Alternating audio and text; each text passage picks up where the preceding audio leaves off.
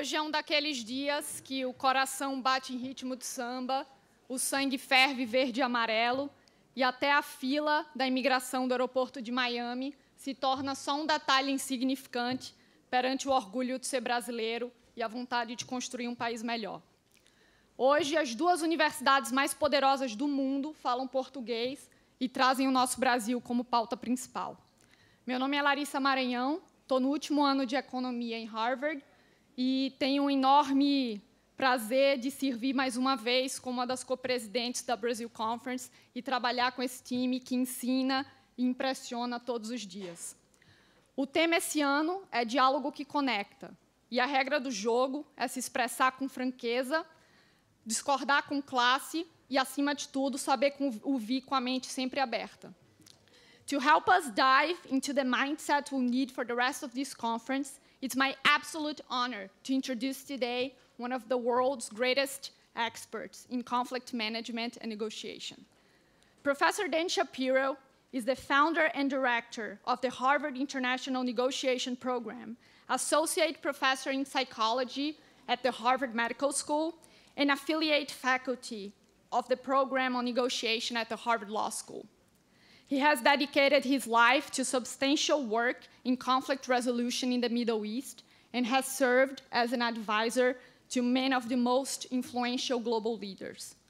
Professor Shapiro has been a great mentor and inspiration to the mission of this conference. We're extremely lucky to have him here today, sharing how his perspectives applies to the moment we're living in Brazil. He also just released a new book, the amazing Negotiating the Non-Negotiable, and brought a few copies for us today. Professor Shapiro, thank you so much for being here. The stage is all yours. Thank you.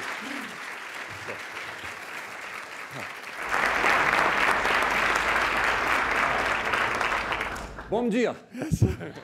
Let me try one more line. É uma honra estar aqui com vocês. Okay. It is a true honor to be here today. And you were talking about inspiration, Larissa. Let me say that the inspiration is absolutely on my end with the students with whom we have the amazing opportunity to work with. I've watched at a distance how this conference developed over time. And the fact that it's happened today is a marvelous inspiration. And watching the students debate and dialogue and figure out how to make this conference happen in an open way with the possibility of dialogue across the political spectrum, it's truly is an honor to be here today with all of you. So that's my first thought. My second thought is I do dearly hope that there are no crises today or tomorrow in Brazil, because it seems like so much of the leadership in Brazil is here in this room. Yes. But let me start with reality. And reality not in Brazil, but reality in another part of the world. I've been struck with a small tree called a poplar tree. I don't quite know what the Portuguese translation is, but it's a small tree. And few of us would have much of any concern for what this tree is if it weren't for the fact that there was a single poplar tree that sat right at the border between North and South Korea.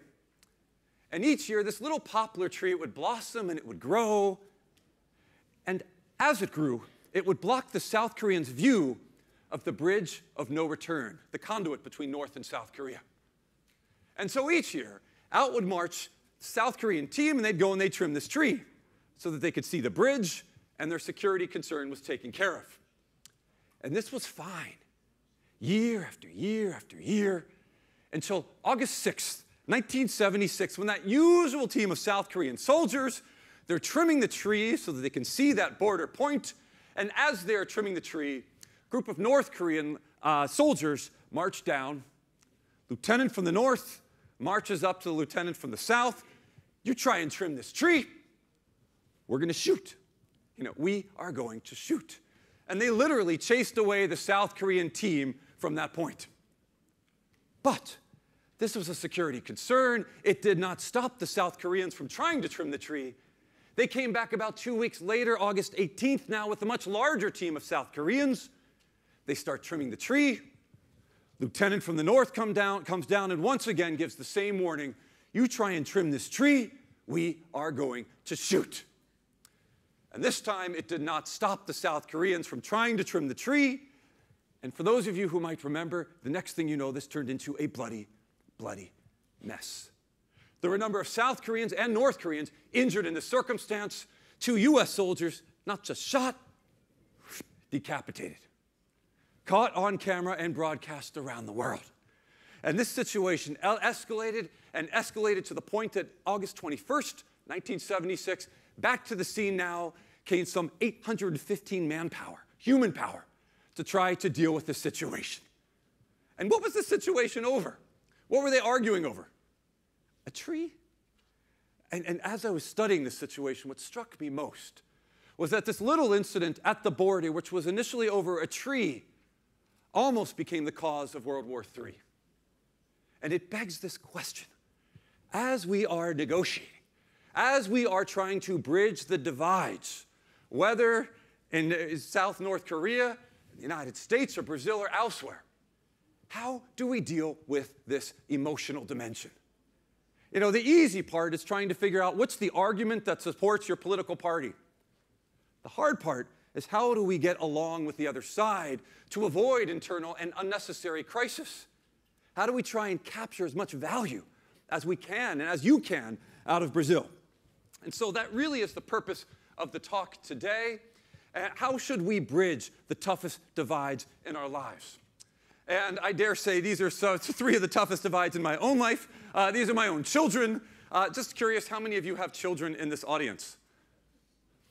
Okay, and how many of you have been a child? Okay, fair enough, okay. Some of you still raising your hand in that category.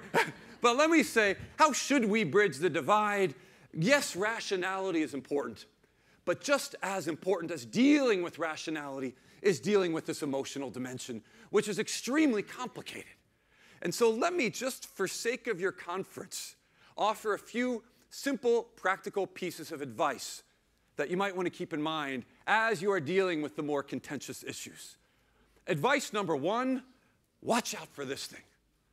This is what I call, in my new book, I call it the tribes effect. Think about a recent conflict that you've gotten into. Maybe with a loved one or somebody at work or perhaps in the political realm. Ideas are just ideas, but all of a sudden, they become conflict when this thing appears. I call it the tribes effect. What is it? 3 basic characteristics. 1, all of a sudden, the differences that you are talking about, they become adversarial. It's me versus you in this conflict situation. Whether you're dealing with a spouse, a family member, or political, it's me versus you. 2, and once the tribes effect, this mindset comes on board, self-righteous. I know I am right and legitimate, and guess what? I believe you are wrong and crazy for your point of view. And point 3 of this tribes effect, it's insular. It's a closed system. I am going to advocate and defend my perspective to no ends, and I'm going to close my ears to your perspective. In the United States, I believe many of us are trapped in this tribes effect now. I am not as familiar as you, certainly all of you are, with the Brazilian context, but at a distance, my sense is it's there a bit as well. And how do you deal with this thing called the tribes effect? It gets us into this crazy world of vertigo. We get consumed in the conflict. How do you deal with it? And the simplest and best advice I know, it's this advice: appreciation. You know, none of us in this room watching in Brazil, none of us like to feel unheard, misunderstood, devalued. But it's only been recently that science has really started to catch up with our common understanding of just how powerful this thing called appreciation is. Anybody in this room recently married? Do we have any newlyweds in this room? Willing to admit it? Yeah. Nobody. This is the Brazilian bachelor party has come to Boston. Yes, fair enough. How long have you been married? January. Since January. Okay, so you've been married. Is your spouse here? Okay, you've already left your spouse. Wonderful. Okay, super. So, and what's your first name? Leandro? Yeah. So there are people who study you. Not exactly you, but there are scientists who study newlyweds. And they bring these newlyweds into laboratories, and not just any laboratory. Even in the research literature, they call these things the love labs. So yeah, so into one of these love labs, you would come with your spouse. They hook you up to all different kinds of devices, measuring your blood pressure, your physiological arousal, and so on. And they ask you one question, you and your spouse. Talk about a recent conflict that you've had. You know, you don't need to argue about it. You don't need to fight about it. Just talk about it. Show of hands, how many of you have ever simply tried to talk about a recent conflict with your romantic spouse? Raise your hands. How many of you have tried to talk about it, and how did it go? Good or bad?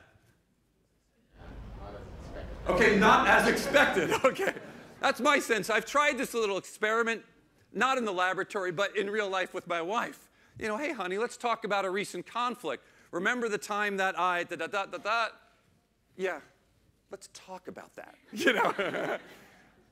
These researchers are able to predict with over 90% accuracy who stays married, who gets divorced 1 year later, 3, 5, 10 years down the road, and based not on 15 minutes of interaction or 10 or 5.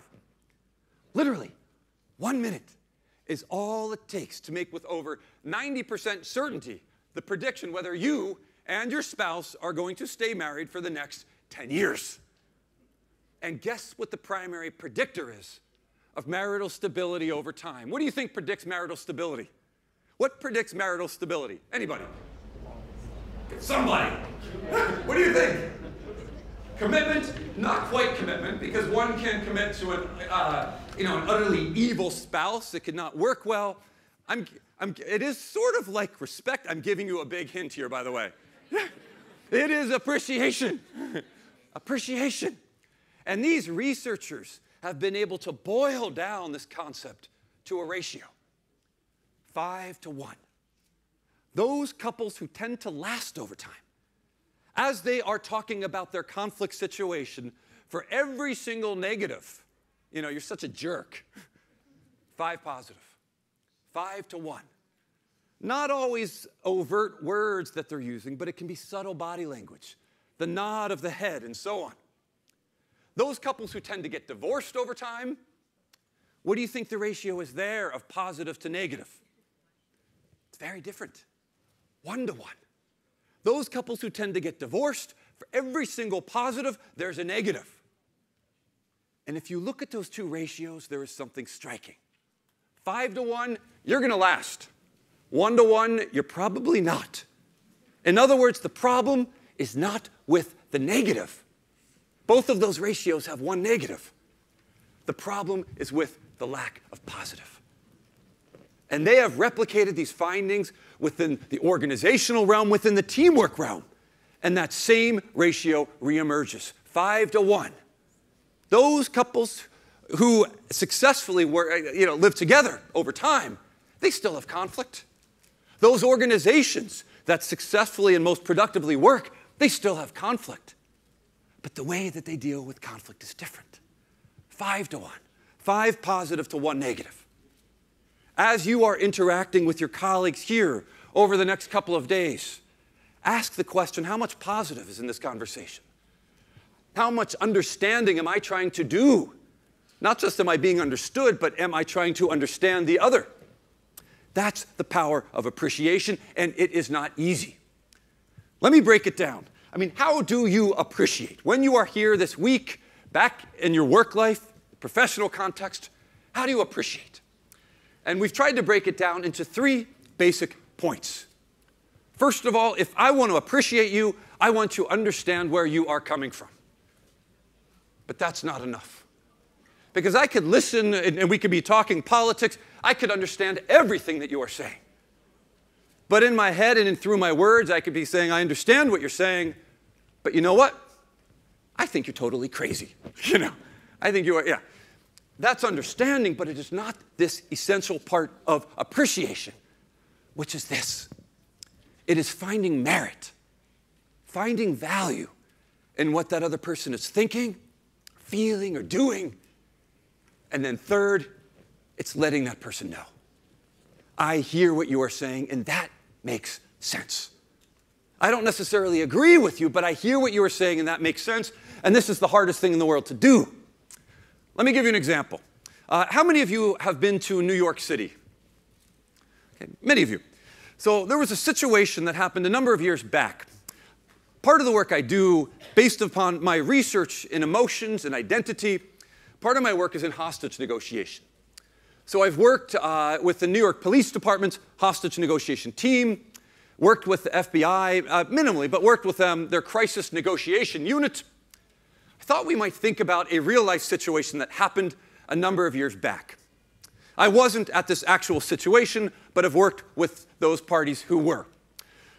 Basic situation, there was a gentleman, about 26 years old, clearly suffering from deep mental illness. Schizophrenia, delusions of grandeur. He thought he was better than God. And he was there in New York City in the subway system, just sort of wandering around on the subway track. Just wandering around, and as he wandered around, he spotted a woman. He saw a woman about 20 years old carrying a baby in her arms. And he runs up to this woman. He grabs the baby out of her arms. He pushes the woman into the train track and runs off into the janitor's closet. As he runs off into the janitor's closet, he closes the door. Soon enough, the hostage negotiators get there, and they hear on the other side of the door, if this child is an angel, I will love this child is a demon, you know what I have to do. If this child is an angel, love this child's a demon, you know what I have to do. And he's back and forth, ranting and raving, and the hostage negotiators come, bang on the door, open up, what's going on in there? And does this approach to negotiation work? Yes or no? Yes or no? Yes, you sound dead. No, it doesn't work. Yes or no? Of course it fails to work. And what are these hostage negotiators failing to do at that point in time? What are they fundamentally failing to do? What are they failing to do? Appreciate. There's no understanding going on. And even if the hostage negotiators understand the perspective of the other side, are they communicating it? No. This is somewhat like an interrogation. You tell me what I need to know. And does this approach work well in interrogation? No. Does it work well in hostage negotiation? No. And the situation just escalates. If this child is an angel, love this child's a demon, you know what I have to do. If this child is an angel, I will love this child's a demon, you know what I have to do. And what are you going to say now, hostage negotiator? What are you going to say? What are you going to say? That I am going to kill this child if you don't say something in the next 3 seconds. What are you going to say? What are you going to say? You have just killed a child. Okay. This is a Productive Brazil conference, day 1, first session, child dead. Okay. What are you going to say?